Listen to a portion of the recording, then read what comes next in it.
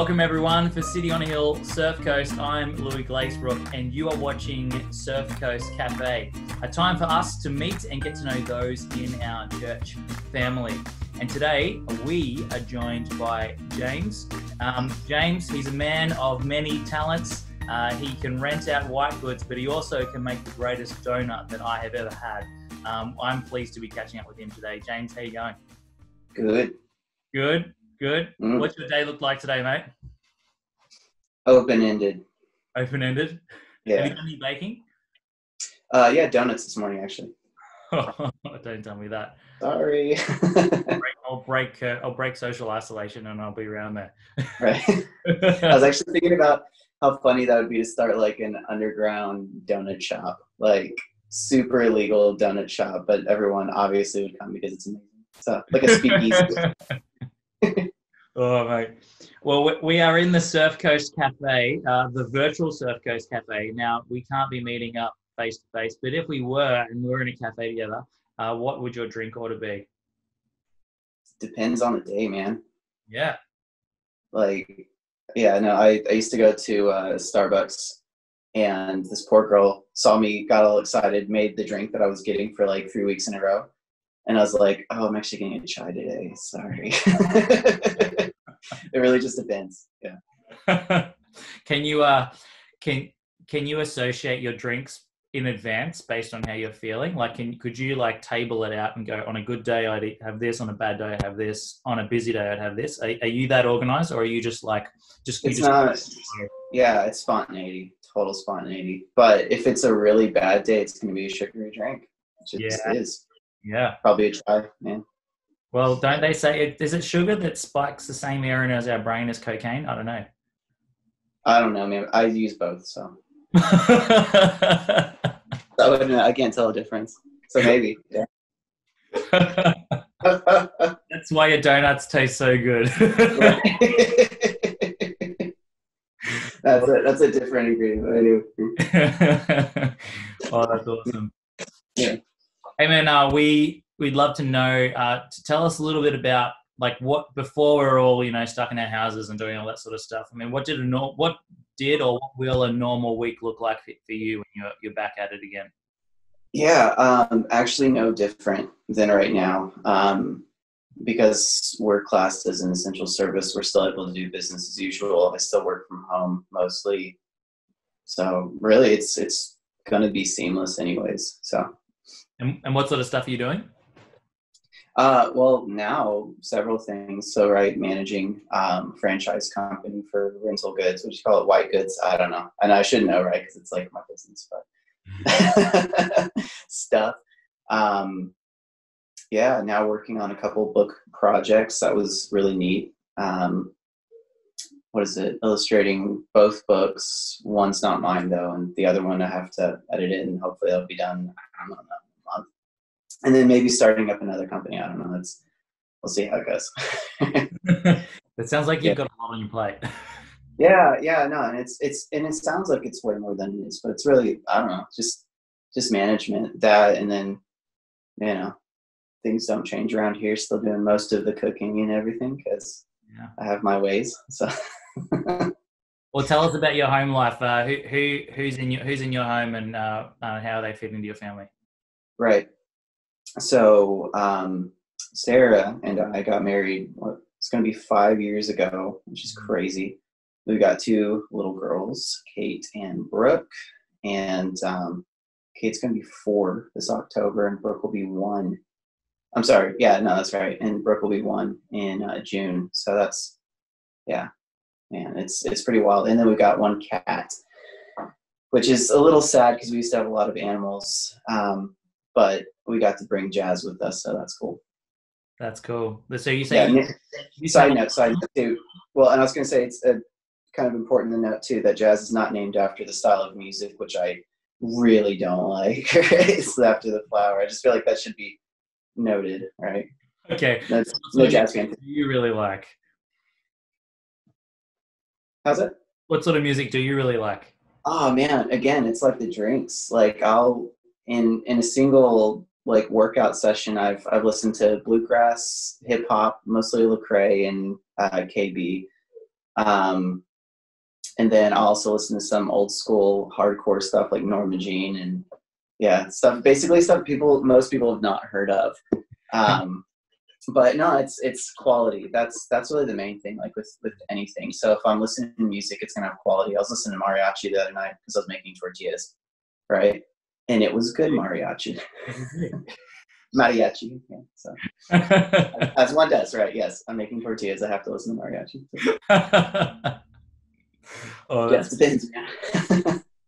oh, well, so what inspired the name of your cat? We have to know. Well, I have to know. Yeah, she's white, and jasmine flowers are white. Okay, all right. So she's JAS, not JAZZ. I think she's like put down as double Z, but whatever.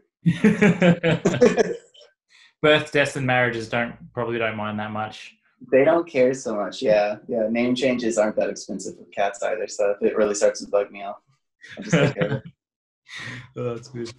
So you mentioned you used to have a lot of animals. Now we also detect there's an accent there, which is it's like music. It's like French almost. French. Right. Tell us a little bit about your background and where you're from and. Right. So going back all the way from Texas, originally San Antonio, hence the mariachi music. It's weird. I've always been more comfortable being around people that aren't like me. And I remember one time in particular going to the DMV or, like a service Vic or whatever, but Texas equivalent. And I'm surrounded by Mexicans, and I mean that in the most literal term, like most of them don't speak English. And I feel completely comfortable. And I've got, like Mia and Tia next to me and, just start striking up a conversation in English, fortunately. But, that was kind of my upbringing, is like this weird amalgamation of cultures, just, like where we'd fiesta, but we'd also go to Fredericksburg, which is a German settlement, and you have chicken fried steak, which is schnitzel basically. And growing up, I was, again, always between worlds. People were like, did you live in the city or the country? And I was like, kind of both, right? So I spent a lot of time during winter times hunting, outdoorsy stuff, mostly hunting though. And then the rest of the time was kind of this, in high school became a little bit more of an urbanite and was introduced to coffee and coffee culture, and that kind of started to shape me, that Victorian literature, all that jazz. So I had fancy pants, but I'd go out hunting in them. So it's kind of like that. And as far as the animals are concerned, when we moved here, which Sarah's from New South Wales, but got married in Texas and then moved to Tassie, and we're there for, 3.5 years-ish, 4 years, and had a block of land out there and had ponies. I always wanted a bigger horse to ride, but we had containment issues, so we could only have ponies. But I came to love those animals and chickens, and a funny story about a ram, but I'll save that one. So unless you want to know more about that, which is very funny. I like that. That's good. When we're back together and doing church face to face, the opening line for that conversation could be like, "So James, tell us about that ram." No, it's like the ram story. Where my story ends is where the story of Abraham and Isaac up on the hill takes off, because I have no idea where my ram went. So someone has it.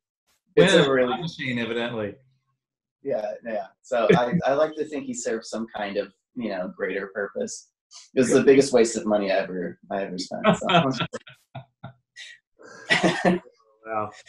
Yeah. So. Well, that's great. Yeah. Well, I can now picture you in Texas wearing white chinos with a latte and a shotgun over your shoulder. So. No, there were occasions where neighbors would be popping off. This is up in the college town I lived in. They'd be popping off fireworks at like no time around holidays.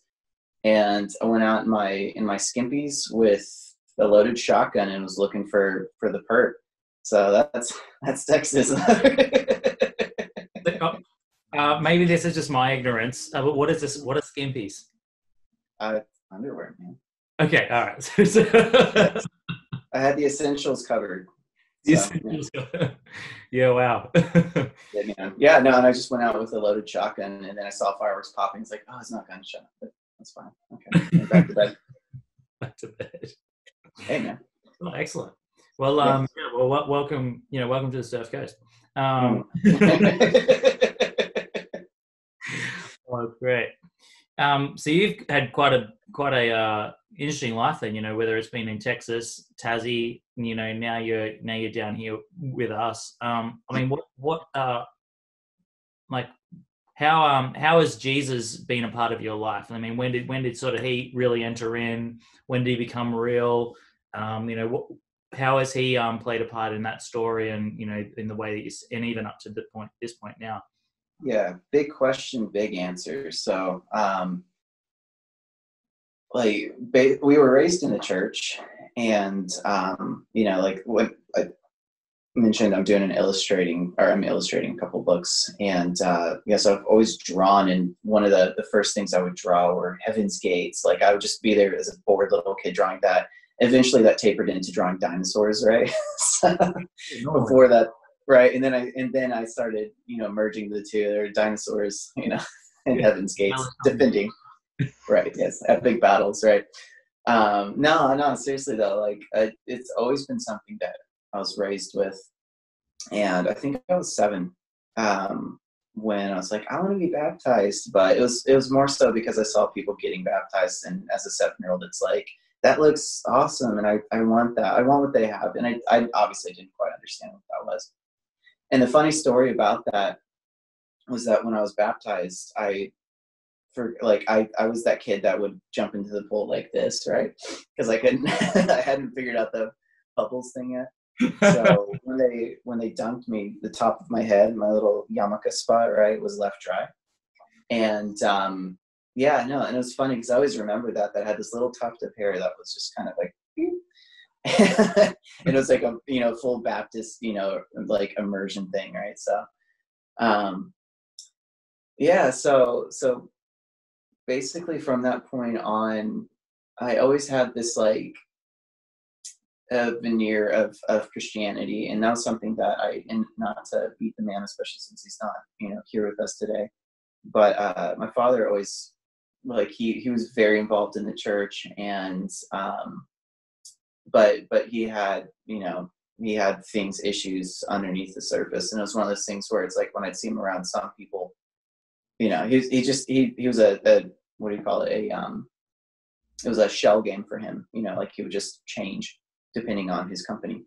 And that was something I started to pick up, and it actually created a lot of issues because in a churchy group I was very churchy, and in a non-churchy group I was very non-churchy, right? So and you just imagine what that sounds like, or what that would be. And then when I went to college, that was really difficult because I moved 5 hours away from my family and everything that I knew, which was rough, but not even close to what was coming. And got involved in this church, and things were going kind of well there. I was doing student ministries, and like I was kind of a hippie, like minimalist, and that's because that's what Jesus wants, right? Is a bunch of minimalist hippies. Or so I thought, and was really, really settled on that. And I think there's a lot of just a genuine desire to be a disciple-like Christian, and I wanted that. But yeah, dealing with my own issues, and I'll be so frank, as to say, like, specifically like porn issues, like that was one of the killer issues for me, because it was one of those things where it's like, and it's so typical for men, and it's very typical for men to have that, especially in the church, where it's like, it's that thing you just don't talk about, right? And it was creating such a dichotomy of existences, where I had, like that, like I said before, it was, I'd use vulgarity in one group, and then another one I would, use the churchiest, like, well, Jesus would say, and it was lame. It was really lame. But then you take that, and then it's like you start doing that with your soul. and you start creating this void and stretching this thing, and it's like, it's just physics, right? The further and further apart this thing goes, the more strain on the middle there is, and eventually it will collapse. And yeah, to say I became depressed is that was the beginning of things. And yeah, it got really dark for a while. So the whole question of Christ and who is he in my life and what is he meant to do and all of that and what am I meant to do, took a turning point at this one sermon I was listening to, and the pastor brought up, I think it was Luke. I'm going to feel a little silly if I'm wrong.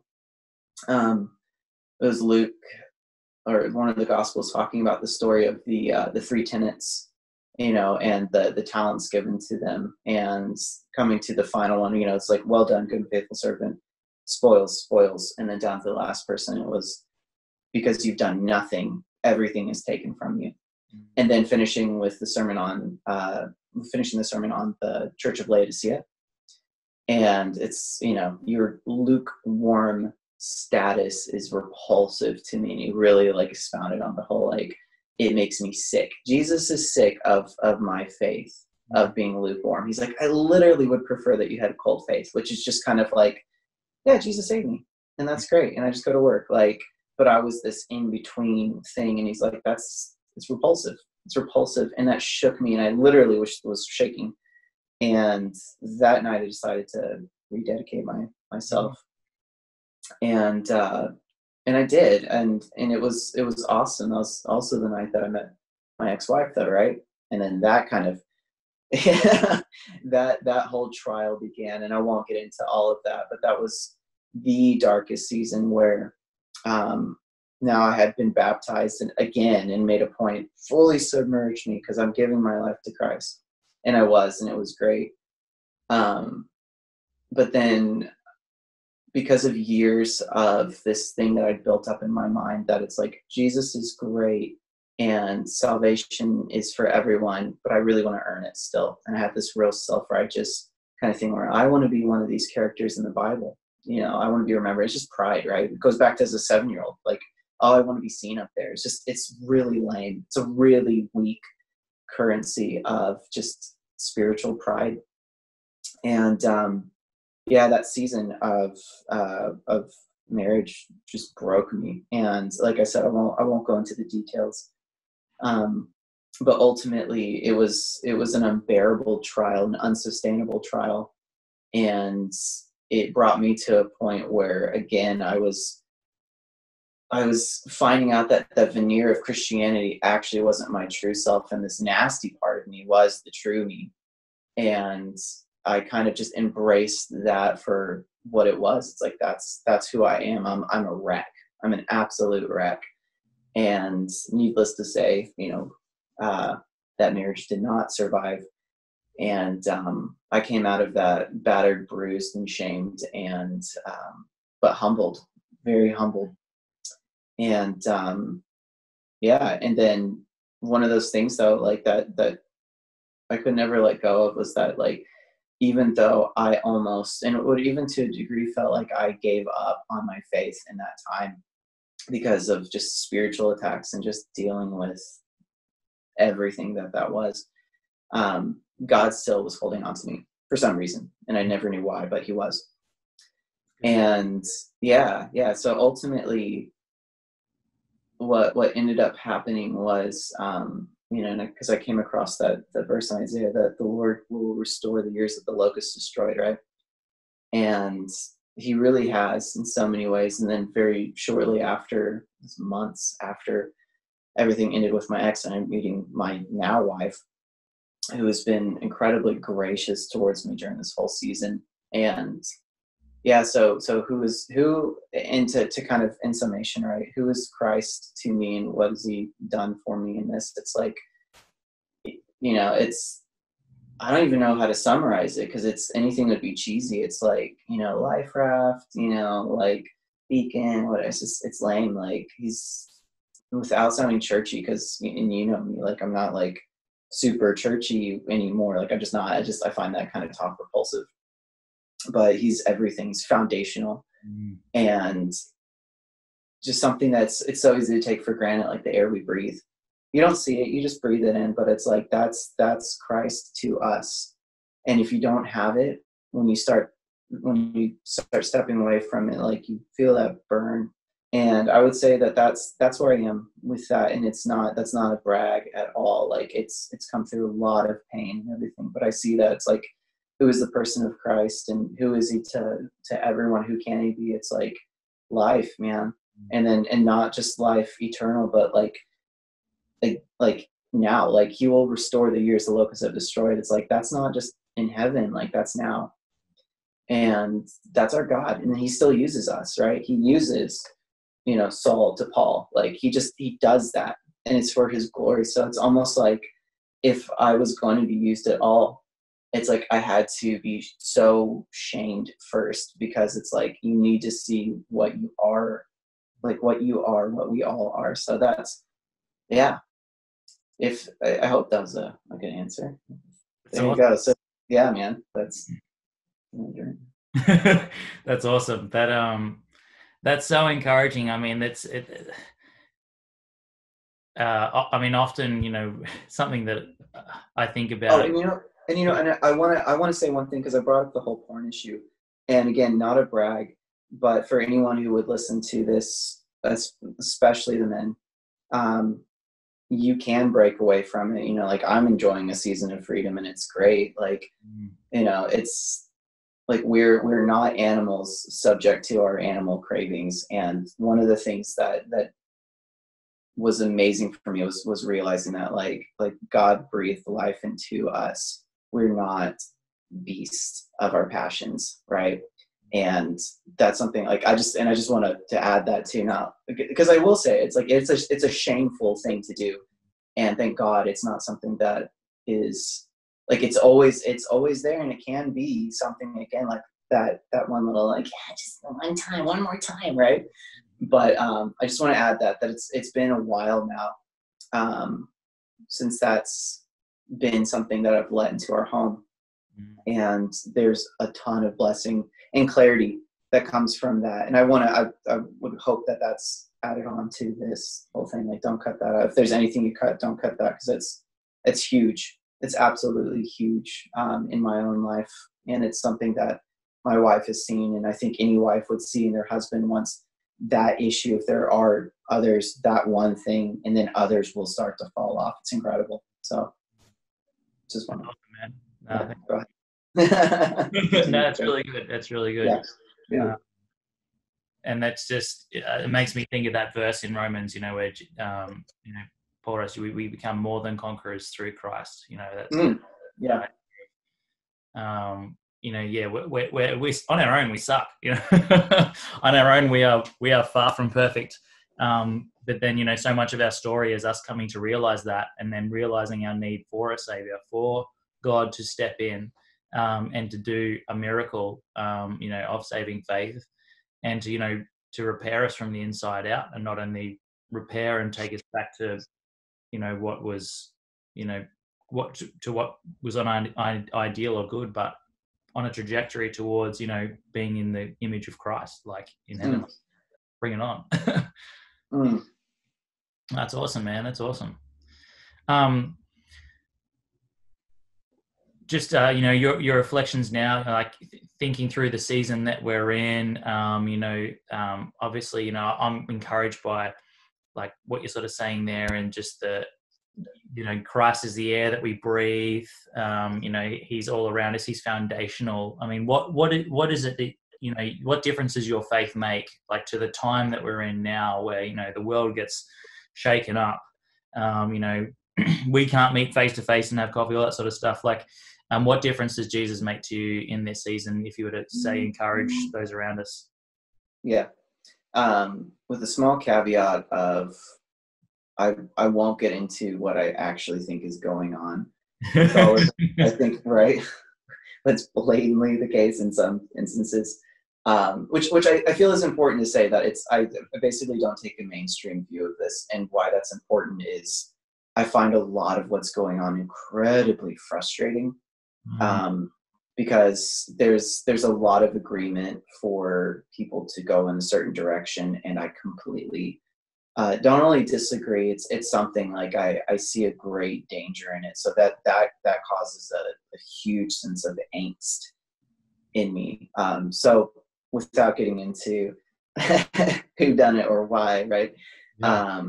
Well, that's okay. Ultimately, We'll have another good conspiracy theory. Maybe we could do Surf Coast conspiracies. hey man, that actually right? Yeah, no, that'd be good. That actually sounds pretty cool, man. Fireside. Oh, dude, I won't start. Don't get me started. Right? So, yeah. So all that to say, at the end of the day, there's obviously a lot to process, like tons to process, and um, just last night, and I think any parent can really sympathize with this. And even empathize is having a child that's so frustrated because they just want to, like, part of our routine, you ask, what's your day look like? It's like, I don't know what Johnny Law is going to let us do. So we'll see. Right. Yeah. We can't go to the swings because that's super dangerous. Right. Not for breaking your neck, by the way, for whatever. Anyways. So all that to say, it's hard enough as a parent. It's like going through a period of starvation where it's easy for adults who we can fathom next week a child's like stuck in the now, right? So with our older child being upset this last week, it's like she's just hitting a breaking point with being cooped, and we go for walks and try this stuff, but it's still, there's such a break in her routine that she's not able to just get her wiggles out. And she's lashing out, and it's been incredibly difficult. And there was a point last night where, and I feel like it is, where we're at breaking points in degrees where it's just mentally dealing with all of this. And again, in the context of how we see everything. And it's incredibly frustrating, like bewilderingly frustrating. And, it brought me to a point where I literally was just like, we were, so for the, what was it, for the Easter sermon, I actually didn't hear it, but we were talking about the GC, and it mentioned the whole staff, the serpent being lifted up on a staff, right? And one of the things I was saying about that, just like, it's an interesting observation. I think it's like, you're sitting there, as an Israelite, you just got bit by this serpent, like you're writhing in pain, and you know that death is coming, and you're like, God help me. And then you've got Moses, right, who comes out with a stick and this probably like just chunky looking thing. It doesn't even look good, right? Because it's like, they didn't have time. And it's like, guys, I got the answer. Everyone's like, oh, thank God. Thank God. And he's like, I got this snake. Look at it. Look at the snake. And they're just like, you're an idiot. And they're probably just looking at him. It's like, look at the snake. God said, look at the snake. He's like, this guy's, he's obviously lost his marbles, right? And it's just like, I'd rather die than do this stupid gimmicky thing. But salvation was in that act for them, right? And that very temporary, but still, salvation was in that act. And it was a submission. Like that's the whole point, right? It's submit to what God is saying, and Moses, right, on behalf of God. And I was brought to a point where it's like when they say it's just hands and knees down on the ground praying, and it's a postural thing, right? And I was just there, just crying out to God, like, man, like we're at a breaking point, God, like please help. And I will say in that moment it was amazing because I could hear just Kate go from yelling, screaming, crying, and within moments she calmed down. And of course, like, will that happen every time? No, because God's not a genie, but He's gracious. And like we were genuinely at this little mini snapping point. So how does Christ help us in this? It's like, I went from a point where I just wanted to go around with that sharp finger and rip off people's masks and say, y'all are fools, and you're hurting my child now. Like, I'm over this thing. I'm over it. Right. But it brought me to a point though in that prayer of like remembering, it's like, these people are scared too. And like, this is just, the whole thing is mad. So we can't approach it like that. So God basically removed me from the other carnal reaction, which is anger, right? You've got fear and anger that's kind of driving a lot of this. And yeah, it removes, and when you are removed from that, it's just like there's peace. So it's like, oh, like the fruit of the spirit. So I just did this silly act, right? I'm just like right on the ground, like, God, please, right? and there's something to it. And it's like, and that's the thing, it's like all throughout the scriptures, everything pointing to Christ, and what Christ then expounds on, right? And really, really just like what I'm trying to think of he really emphasizes like, this is what's important. This is what's important. And, like all the points that it's like, it literally is like, and take this as you will, take that mask off, right? And breathe in the fresh air, breathe it in. Like it's, guys, like just do this thing, and trust me in this, so I think that has, what has Christ done for me in this? It's like that, like it's that whole idea of, and talk about the fruit of the spirit, it's something that you see when you do submit to Christ. And I think it's also really important to know, because this has been a big, and this is a neat little story. And I'll pull it up, see if you can see it on the whatever. But the other day I woke up and I checked my phone, and, like everybody, were worried about this and that. Like, God, like, how's work going to go? And, like, I can't see people. How's Kate going to be? Like, just whatever it is. Right. And I checked my work phone and, didn't have any inquiries or whatever, but I like had that moment where I was like, fear only God. Like, that's a command, fear only God. And it means that, like, if you fear only God, like, if God is for us, who can stand against us, right? And if we're on the edge of a cliff, but God is holding us, and the only thing, we shouldn't fear the cliff because God's not going to let us go. It's just a thing, right? And I literally had that thought where I was like, fear only God. And I was like, okay, cool. And I leaned back and then I looked at the counter, and I didn't move anything. I swear, right? This is what was on the counter in the morning, right? Just looking at me, and I was like, what? I took it as a wink. So good. Yeah, it was pretty neat. And like I said, I took it as a wink, and it's like, that's, again, if I can just impart anything to anyone, it's like, if Jesus says to do it, just do it. Even if it feels silly or stupid or irrational, like I still struggle with certain things in the Bible, because I'm like, well, it seems like theological inconsistencies, but then it's like, but then you just obey it, and it's like, oh wow, I think I'm feeling there's some fruit of the spirit. Like it's, like it's just true. It's just true. And there's like, when you just surrender to it, like just do it. And when you do, it's like, there are the blessings that come immediately from that, like peace that surpasses all understanding. I'm not angry no more. So, yeah. So today, right? Great. Real good, man. Yeah. Mate, that is so encouraging. I I don't know if someone's going to be watching this far, but if you are, well, whoever you are, well done. Congratulations. I've just been so encouraged by, just hearing your thoughts and reflections during this time and getting to know you a little bit more in this way. So it's been so good. Hey, can I pray for you as we finish up our time together? Do it, man. All right. Great. Father God, you are so good to us. You give us your best when we are at our worst. And I thank you for my brother James and the story that you've written for his life, one that he is still journeying through, as we all are. But thank you that you have used the low moments to take him up to the highest places of seeing how good Jesus is.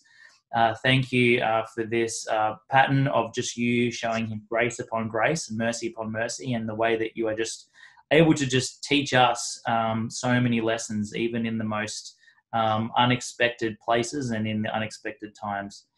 Father, we thank you for this reminder that prayer is powerful, that you are good, and that there's some things that we just don't understand, but as we walk in faith and not by sight, you are pleased to bless us and grow us in that.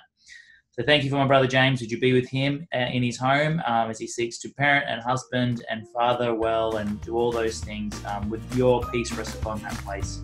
We ask this in Jesus' name. Amen. Thanks, brother. That has been so good. We'll see you at church. Thank you, man.